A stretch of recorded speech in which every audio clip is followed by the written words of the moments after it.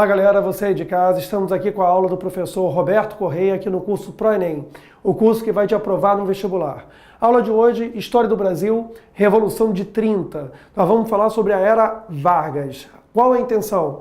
A intenção é você que está metendo a cara, que está estudando, que está em casa, aí no seu iPad, no seu iPhone, você possa acessar, aprender a Era Vargas e passar no Enem com a gente. Vamos lá para a aula? Beleza.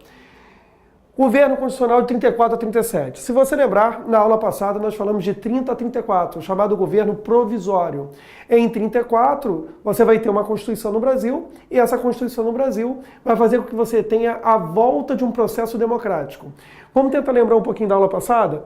Em 30, Vargas vai fazer a Revolução, ele vai tomar o poder da oligarquia paulista, e ele toma o poder dessa oligarquia paulista e acaba sendo um ditador, que de certa forma ele não tinha um mandato, ele tinha feito um golpe.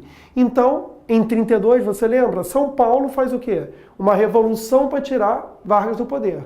São Paulo faz essa revolução para tirar Vargas do poder, não consegue, mas consegue pressionar Vargas a fazer, a convocar uma Assembleia Constituinte para fazer uma nova Constituição.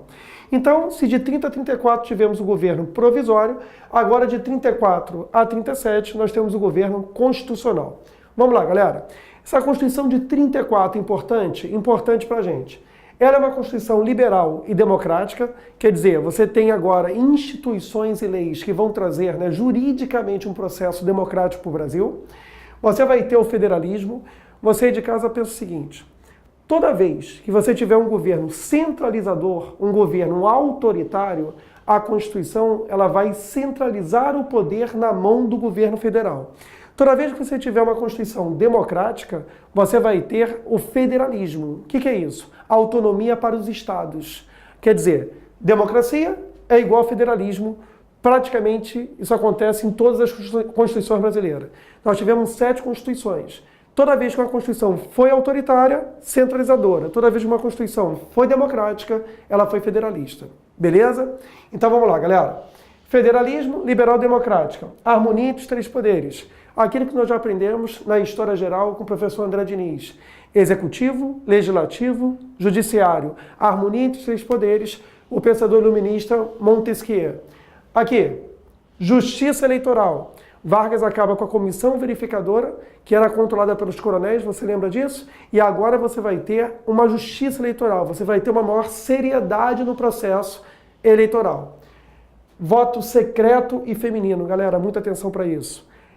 Se você vai ter uma campanha no Brasil querendo voto feminino, em 34 a Constituição contempla a mulher com voto feminino. A verdade é que a mulher começou a votar em 32, na chamada reforma eleitoral. Mas a primeira Constituição a incluir o voto feminino é a de 34. Voto feminino, Constituição de 34 e secreto.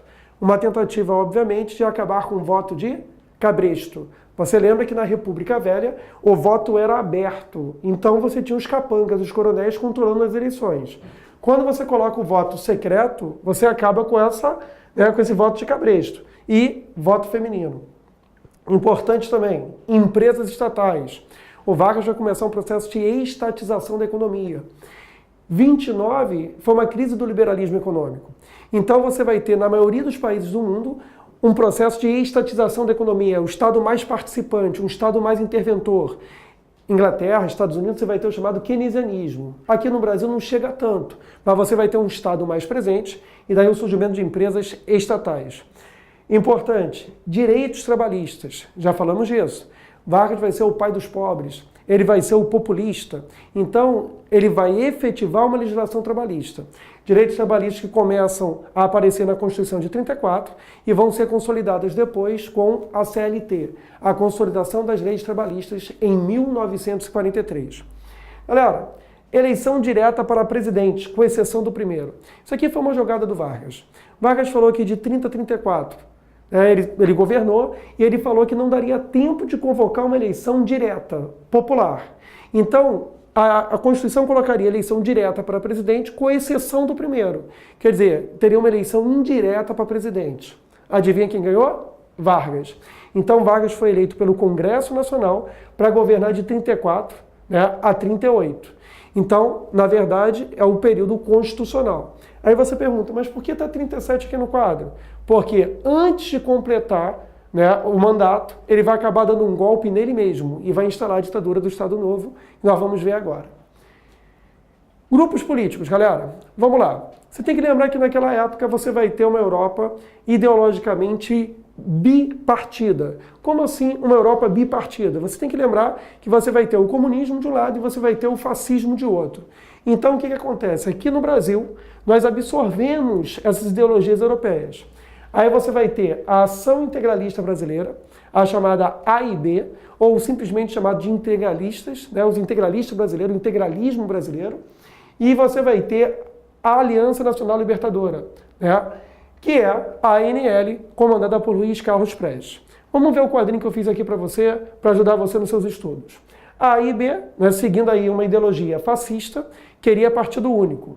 O seu líder era Plínio Salgado, a favor da grande burguesia e anticomunista, seguindo a linha fascista europeia de Mussolini, de Hitler, Estado forte e a favor do governo Vargas. O Plínio Salgado, durante muito tempo, apoiou aí a forma de Vargas governar. Já a ANL, a Aliança Nacional Libertadora, ela era um saco de gatos. Você tinha liberais, você tinha democratas e você tinha comunistas. Quer dizer, era a favor, na verdade, da democracia como um todo. Liberais, comunistas, anarquistas, democratas, todo mundo se juntava aí na ANL. O líder era Luiz Carlos Prestes, aquele mesmo que tinha feito a coluna Prestes, né, na década de 20. A diferença agora é que ele não era mais positivista, ele não era mais tenentista, agora, na verdade, ele era comunista. E aí, a proposta da ANL era reforma agrária, nacionalização das empresas e moratória, não pagamento da dívida externa. É isso que significa moratória. Ainda, apoio da União Soviética. No contexto europeu, apoio da União Soviética à ANL e contra Vargas. Então, de um lado a ANL, de outro lado a AIB. Representando o quê, galera? Representando a bipartidade. O bipartidarismo que você tinha no Brasil representava as ideologias fascistas e comunistas que você tinha na Europa. Aqui eu coloquei o símbolo aqui da AIB para vocês. Né? Eles falavam Anauê. Anauê era o cumprimento, né, desse grupo da AIB. Você tinha a letra grega sigma, tá? Que significa somatório. E Anauê é como se você fosse meu irmão. Você é meu companheiro. Tá? É mais ou menos o significado da palavra Anauê, que é em tupi. E do outro lado, Luiz Carlos Prestes, né? Da ANL, Aliança Nacional Libertadora. E aí, aqui é a foto do jornal, mostrando, né, a participação, como é que o Prestes era conhecido no Brasil naquele momento. Galera, intentona comunista, vamos lá? O que foi isso? Você vai ter os comunistas reclamando, de certa forma, do governo de Vargas. E o Vargas, ele vai fechar a ANL. Quando a ANL é fechada, a ANL vê como a única solução para chegar ao poder a luta armada. E aí o Prestes, auxiliado por Olga Benário, que vai ser uma judia alemã comunista, vai fazer a intentona comunista. O que foi a intentona comunista? Foi um movimento liderado de esquerda, né, movimento de esquerda liderado por Prestes, com apoio da União Soviética, contra, aqui ó, contra o governo de Getúlio Vargas. É um levante armado. A revolta não foi bem sucedida devido à falta de apoio da população. A população que o Prestes achou que ia apoiar o movimento não apoia. Até porque estava satisfeita com o quê? Com o populismo de Vargas. E ainda, a falta, né, de apoio dos militares também. Como o Prestes tinha sido um líder tenentista, ele achava que os tenentes iam apoiar ele, mas também não apoiaram, porque quando Vargas assumiu o poder em 30, ele colocou os tenentes nos estados para ser interventor. Então, muitos tenentes também apoiavam o Vargas, tanto a população como os tenentes. Então, o movimento acontece sem apoio de quem? Da população e dos militares. O resultado foi a prisão de Prestes, foi preso, foi descoberto por um chefe da polícia chamado Filinto Miller, que acaba prendendo ele, e a sua companheira Olga Benário, que por ser judia e alemã, e naquele momento, né, e comunista, e ser fugitiva da polícia alemã, naquele momento o governo Vargas manda para a Alemanha nazista. E o escândalo foi que ela estava grávida, mas mesmo grávida, mandaram ela para a Alemanha nazista. Aqui, o jornal da época, né, mostrando o levante, e aqui o filme de Olga Benário, né, o filme contando a história de Olga Benário, um bonito filme, que serve também como fonte de estudo para você aprender sobre a intentona comunista. Galera, o que acontece? De 34 a 37, Vargas está governando, e em 37 você vai ter preparação para as eleições. Você lembra que a Constituição o elegeu de forma indireta, né, o Congresso Nacional, e o seu mandato era de 34 a 38. Quando chega agora, você teria eleições e o Vargas não poderia concorrer. Só que o Vargas não queria ficar fora do poder. Então o que ele faz? Ele diz que tem um plano comunista para tomar o poder no Brasil. É uma farsa, não existe plano nenhum. E com isso ele justifica o golpe do Estado Novo. Ele instala uma ditadura, ele cancela as eleições. Olha a charge ironizando essa farsa do Vargas, né? Tá aqui, Plano COI, tá? É o nome do plano que ele falou que tinha comunista, que nós sabemos que é uma farsa. E aí você tem, né, uma invenção de Vargas para o golpe do Estado. Né, para o golpe de Estado, onde ele vai fazer um golpe de Estado nele mesmo, instalando a ditadura do Estado Novo. Aqui uma charge, né, brincando, né?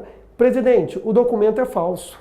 Aí, ele, tarde demais, já deu um golpe em mim mesmo. Quer dizer, ele vai dar um golpe nele mesmo e vai acabar virando um ditador, que vai ser a ditadura do Estado Novo. Galera, muita atenção para essa linguagem da charge, que isso cai muito na prova do Enem. Eles gostam muito que você interprete a charge. Filmes como Olga Benário também é uma fonte de estudo. Um grande abraço. Na nossa próxima aula a gente vai falar sobre ditadura do Estado Novo. Nós vamos ver como é que vai ser a CLT, a construção da CSN e a participação do Brasil na guerra. Um grande abraço e até a próxima aula.